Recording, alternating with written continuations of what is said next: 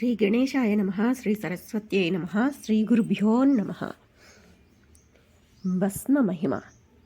పూర్వం కృతయుగంలో వామదేవుడనే మునీశ్వరుడు జీవన్ముక్తుడై ఆత్మానందంలో తేలియాడుతూ ఉండేవాడు. ఆ ముని జడలు నారబట్టలు ధరించి ఒంటి నిండా విభూతి పూసుకొని అక్కడక్కడా సంచరించి చివరకు నిర్మానుష్యంగా ఉన్న క్రౌంచారణ్యంలో నివసించసాగాడు.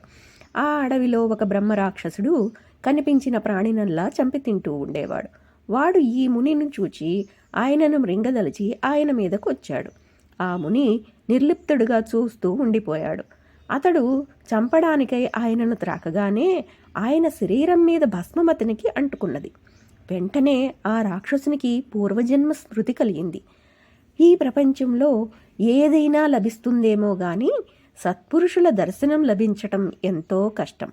అన్ని ఘోర పాపాలు చేసిన ఆ రాక్షసునికి కూడా ఆ ముని యొక్క స్పర్శ తగులుగానే అతని హృదయం శాంతించి విశేషమైన జ్ఞానం ఉదయించింది. అతడు ఆ మునిశ్రేష్ఠుని పాదములపై పడి, గురువుత్తమ, నీవు సాక్షాత్తు భగవంతుడివి. మీ కటాక్షం వలన నా పాపాలన్నీ తొలగిపోయాయి.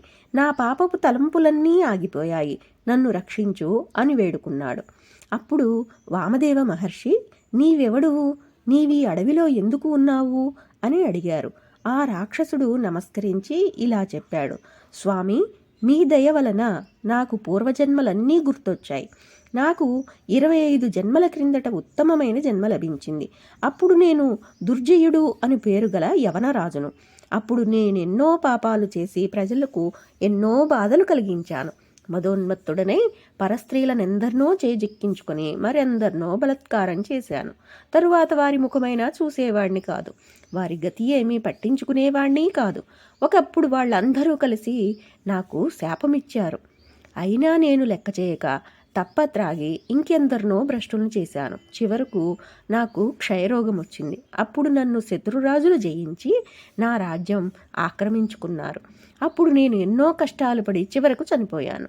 తరువాత 10,000 సంవత్సరములు నరకంలో ఘోరమైన బాధలను అనుభవించి తరువాత 100 సంవత్సరములు పిశాచినై సంచరించాను. తరువాత జన్మలో పులిగా జన్మించాను. తరువాత కొండచిలువ, తోడేలు, ఊరపంది, కుక్క, నక్క, జింక, కుందేలు, కోతి, గ్రద్ద, కప్ప, కాకి, ఎలుగుమంటు, అడవి కోడి, గుడ్డిగాడిద, పిల్లి, కప్ప, తాబేలు, కాకి, చేప, పందికొక్కు, గుడ్లగూబ, ఏనుగు, పిల్లి అనే 24 జన్మలెత్తి 25వ జన్మలో ఈ విధంగా బ్రహ్మరాక్షసుడనయ్యాను. ఇప్పుడు మీరు నా కంటబడగానే మిమ్ము మృంగాలన్న గర్భాత్రంలో మీ మీదకొచ్చి మిమ్మల్ని తాకగానే నాకు ఈ జ్ఞానం కలిగింది. నేను చేసిన పాపాలన్నీ ఒక్కసారిగా తుడిచిపెట్టుకుపోయాయి. ఇక నాకు జన్మరాహిత్యం ప్రసాదించి రక్షించు. నాకేనాటి పుణ్యమో కించిత్తు ఉండడం వలన మీరు నాకు లభించారు. స్పృశించినంత మాత్రానే నాకింత జ్ఞానం ప్రసాదించిన మీరు నిశ్చయంగా పరమేశ్వర్లే. కానీ నా వంటి నికృష్టుడికి ఇంతటి జ్ఞానం ఎలా కలిగిందో తెలపండి అని ప్రార్థించాడు. అప్పుడు వామదేవుడు, ఇది నా మహిమ కాదు, నా వంటిపైనున్న భస్మం యొక్క మహిమ. దాని మాహత్యం పూర్తిగా తెలుసుకున్నవాడే లేడు. సాక్షాత్తు పరమేశ్వరుడే దానిని ధరిస్తాడంటే దాని మహిమ వేరే చెప్పాలా? అందుకొక నిదర్శనం చెబుతాను. పూర్వము కర్మభ్రష్టుడు, దురాచారుడు అయిన ఒక ద్రావిడ బ్రాహ్మణుడు ఉండేవాడు. అతడు ఒక శూద్ర స్త్రీని చేరదీసినందుకు ఊరంతా అతన్ని వెలివేశారు. చివరికి అతని తల్లిదండ్రులు కూడా అతన్ని చేరనివ్వలేదు. క్రమంగా అతనికి త్రాగుడు అలవాటై అందుకు డబ్బు లేక దొంగతనం చేస్తూ ఉండేవాడు. ఒకనాడు తప్పత్రాగి ఆ శూద్ర స్త్రీ వద్దకు వెళ్ళగానే అక్కడ వేరొక ప్రియుడు ఎదురై అతన్ని చితకబాది ఊరి బయట గోతిలో పారవేశాడు. అతడు కొన ఊపిరితో పడి ఉండగా చూచి శవమనుకుని పక్కనే బూడిదలో పడుకుని ఉన్న ఒక కుక్క పీక్కు తింటానికి వచ్చి అతన్ని నకసిక పర్యంతము వాసన చూసింది. అప్పుడు దాని వంటి మీద ఉన్న బూడిద కొంచెం అతని తలపై పడింది. కొద్దిసేపట్లో అతనికి అవసాన దశ రాగానే యమదూతలు వచ్చారు. ఇంతలో ఎక్కడ నుండి వచ్చారో గాని శివదూతలు వచ్చి వాళ్ళని తరిమివేశారు. అప్పుడు యమధర్మరాజు అక్కడికి వచ్చి వారిని కారణమడిగాడు. అప్పుడు ఆ శివకింకర్లు ఆ శవంపైనున్న విభూతి చూపి విభూతి పూసుకున్న వారినందరినీ కైలాసానికి తీసుకురమ్మని మా పరమశివుడు ఆదేశించాడు.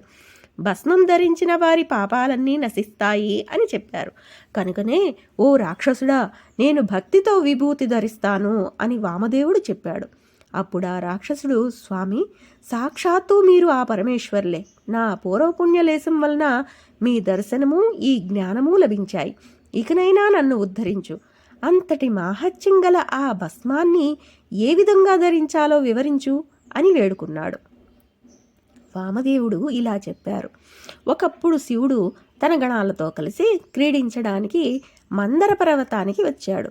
అచ్చటికి ఇంద్రాది దేవతలు, గంధర్వులు, యక్షులు, కింపురుషులు, సిద్ధులు, సాధ్యులు, వశిష్ఠ, నారదాది ఋషులు, బృహస్పతి మొదలైన వారందరూ చేరారు. అప్పుడు వారి మధ్య సింహాసనం మీద శివుడు కూర్చున్నాడు. కర్పూర కాంతి గల దేహంతో, జడలు, నాగాభరణాలు, చంద్రవంక, సకల ఆయుధాలు ధరించిన ఆయన ఎర్రని వస్త్రాలు ధరించి ఉన్నారు. అప్పుడు ఆ సభలో నుండి సనత్కుమారుడు లేచి నమస్కరించి, స్వామి, లోకుల పాపాలు తొలగించి వారికి సులభంగా ముక్తినివ్వగల ఉపాయం ఏదైనా చెప్పవలసింది అని ప్రార్థించాడు. అప్పుడు ఆ పరమశివుడు ఇలా బోధించాడు. సులభంగా 4 పురుషార్థాలను ప్రసాదించగలది భస్మంతో త్రిపుండ్రాలు ధరించడం. భస్మం కోసమని సంకల్పించి గోమయం అంటే ఆవు పేడ సేకరించి దానితో హోమం చేయాలి. అలా చేయగా వచ్చిన భస్మాన్ని సద్యోజాతం అనే మంత్రంతో చేతిలోకి తీసుకొని అగ్నిరీచ అనే మంత్రంతో అభిమంత్రించి మానసోక్త అనే మంత్రం చదువుతూ దానిని బొటనవేలితో నలిపి త్రయంబకం అని చెబుతూ శిరస్సును ధరించాలి. తరువాత త్రయాయుషం జమదగ్నే అనే మంత్రాలతో త్రిపుండ్రాలు ధరించాలి. ఆ మూడింటిలో ఏ రేఖ కూడా కనుబొమ్మ కొనలు దాటకూడదు. ఆ రేఖలలో మొదటిది, చివరిది, మధ్యమ, అనామిక అనే వేళ్లతో అద్దుకున్నాక అప్పుడు బొటని వేలుతో కుడివైపు నుండి ఎడమ పక్కకు మధ్య రేఖ దిద్దుకోవాలి. వీటిలో మొదటి రేఖకు అకారం వర్ణం, గార్హ ప్రత్యాగ్ని, భూతతత్వం, రజోగుణం, ఋగ్వేదం, క్రియాశక్తి, ప్రాతఃసదనం, బ్రహ్మదేవత. రెండవ రేఖకు ఉకారం వర్ణం, దక్షిణాగ్ని, ఆకాశతత్వం, యజుర్వేదం, మాధ్యందిన సవనములకు సంకేతం, ఇచ్ఛాశక్తి, విష్ణుదేవతకు చిహ్నం. మూడవ రేఖకు మకారము, ఆవహనీయాగ్ని, సత్వగుణము, జ్ఞానశక్తి, తృతీయ సవనము, శివునికి సంకేతం. ఇలా భావించి త్రిపుండ్రము ధరించాలి. ఈ రీతిన భస్మం ధరించిన ముముక్షువులకు ముక్తి లభిస్తుంది.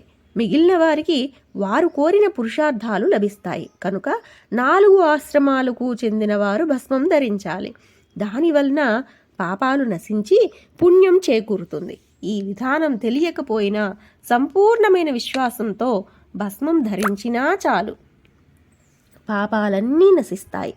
భూమిపైనున్న తీర్థాలన్నింటిలో స్నానం చేసినంతటి పుణ్యము, మంత్రాలన్నీ అనుష్ఠానం చేసిన ఫలితము లభించడమే కాక ఇతరులకు కూడా ఉత్తమ గతి లభిస్తుంది. వ్యాధి భయం తొలగి దీర్ఘాయువు, ఐశ్వర్యము, జ్ఞానము లభిస్తాయి అని శివుడు చెప్పాడు. కనుక ఓ రాక్షసుడా, ఈ భస్మం వల్లనే నీకిట్టి జ్ఞానం కలిగింది అని చెప్పి కొంచెం భస్మం మంత్రించి వామదేవ మహర్షి ఆ రాక్షసుడికి ప్రసాదించాడు. దాన్ని ధరించి ఆ రాక్షసుడు ముక్తుడై మహర్షికి ప్రదక్షిణము, నమస్కారము చేసి స్వర్గానికి వెళ్ళిపోయాడు. వామదేవుడు త్రిమూర్తి అవతారము. జీవులను ఉద్ధరించడానికి మానవాకృతిలో భూమిపై సంచరిస్తూ ఉంటాడు. ఈ భస్మ మహిమ గురించి సౌనకాది ఋషులకు సూతమహాముని కూడా చెప్పారు. జై గురుదత్త, శ్రీ గురుదత్త.